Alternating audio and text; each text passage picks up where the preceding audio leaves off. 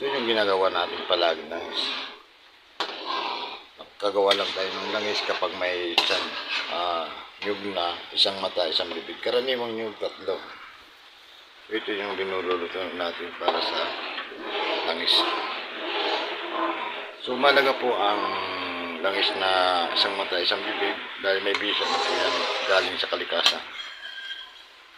Sa paggawa ng langis, kailangan dasalan natin ng Ama namin, Panginoong Maria, luwalhati at sumasampalataya. At pagdating ng hapon, pagkalas 6 ng gabi, kailangan dasalan natin ng konsagrasyon ang langis para gumana po ng maayos. No? Ayan.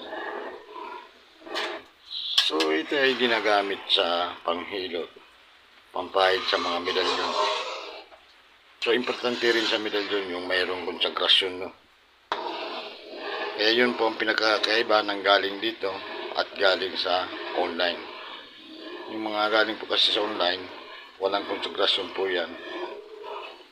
So ito may yung galing dito, konsagrasyon, mayroon pong tinatawag na may kasamang dasal para magsimula bilang isang manggamot at antingero.